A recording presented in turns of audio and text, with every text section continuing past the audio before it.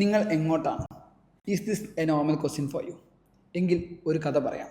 വർഷം 2030-35 ആയി.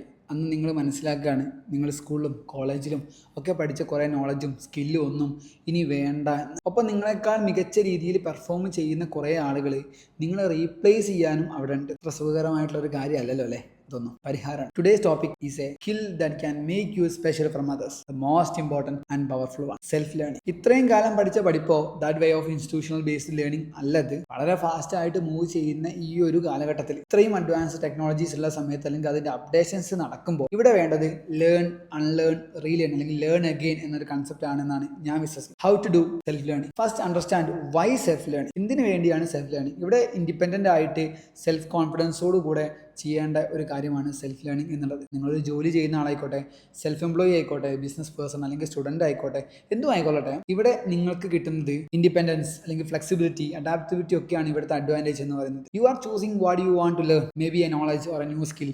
നിങ്ങൾ എന്താണോ പഠിക്കേണ്ടത് അത് നിങ്ങൾ തന്നെയാണ് സെലക്ട് ചെയ്യുന്നത് എന്നുള്ളതാണ്. Then cost. Thousands of free resources are available now. YouTube, Instagram, even AI platforms വരെ നിങ്ങൾക്ക് സെൽഫ് ലേൺ ചെയ്യാനുള്ള ഫ്രീ പ്ലാറ്റ്ഫോമുകളാണ്. സെക്കൻഡ്, എന്താണ് സെൽഫ് ലേൺ ചെയ്യേണ്ടത്? പഠിക്കണമെന്ന് തീരുമാനം എടുത്തു കഴിഞ്ഞാൽ അടുത്തത് എന്ത് പഠിക്കണം എന്നുള്ളതാണ് അല്ലേ. നിങ്ങളുടെ താല്പര്യങ്ങൾ എന്തുവായിട്ട് അല്ലെങ്കിൽ നിങ്ങളുടെ ക്യൂരിയോസിറ്റി എന്തിലാണോ അവിടെ നിന്നും തുടങ്ങുന്നതാണ് ഏറ്റവും ബെസ്റ്റ്. ആ ഒരു ഏരിയയിൽ ഒരു ടോപ്പിക് എടുക്കുക അല്ലെങ്കിൽ ഒരു സ്കിൽ എടുക്കുക, അത് നമുക്ക് സെൽഫ് ലേൺ സ്റ്റാർട്ട് ചെയ്യാം. വേറൊരു ആംഗിൾ നോക്കിയാൽ നിങ്ങൾക്ക് അടുത്തൊരു സ്റ്റെപ്പ് എന്താ വെക്കേണ്ടത്? നിങ്ങളുടെ പ്രൊഫഷണൽ ലൈഫിലായിക്കോട്ടെ, പേഴ്സണൽ ലൈഫിലായിക്കോട്ടെ, എന്താണ് നിങ്ങൾക്ക് അടുത്തൊരു അപ്ഡേഷൻ വേണ്ടത്? അത് സ്കില്ലിലോ നോളജിലോ ആയിക്കോട്ടെ, അത് നിങ്ങൾക്ക് എന്ത് ചെയ്യാം? സെൽഫ് ലേണിങ്ങിനായിട്ട് തിരഞ്ഞെടുക്കാൻ പറ്റും. പിന്നെ ചലഞ്ചസ് സോൾവിങ്, പ്രോബ്ലം സോൾവിങ് എല്ലാം ഇവിടെ ഒരു ഈസി പാർട്ടാണ്. ഒപ്പം ട്രെൻഡ് ഫോളോ ചെയ്ത് പഠിക്കുന്ന ആളുകളുണ്ട് കേട്ടോ. ഇന്നിപ്പം AI ആയിക്കോട്ടെ അല്ലെങ്കിൽ ഡിജിറ്റൽ സ്കിൽസ് ആയിക്കോട്ടെ, ഇതൊക്കെ ഒരു വിഷയത്തിൽ ഈ വിഷയങ്ങളൊക്കെ ഇപ്പോൾ ഒരു ട്രെൻഡിങ്ങിൽ നിൽക്കുന്ന കാര്യങ്ങളാണ്. ഇത് സെൽഫ് ലേണിംഗിലേക്ക് കൊണ്ടുവരും. ഒരു ഏരിയ അല്ലെങ്കിൽ ഒരു വിഷയം മാത്രമേ ഞാൻ പഠിക്കൂ എന്നൊന്നും ഇല്ല. സെൽഫ് ലേണിംഗ് എന്നൊരു സ്കില്ല് നിങ്ങൾ വളർത്തിയെടുക്കുക എന്നുള്ളതാണ്. ലോങ് ടേമിലേക്ക് ഈ ഒരു ഹാബിറ്റ് വളർത്തിയെടുക്കുക എന്നുള്ളതാണ്. നിങ്ങൾ ഇവാലുവേറ്റ് ചെയ്ത്, എഡ്യൂക്കേറ്റ് ചെയ്ത്, ട്രെയിൻ ചെയ്തെടുക്കുന്ന ഒരു രീതിയാണ് സെൽഫ് ലേണിംഗ് എന്നുള്ള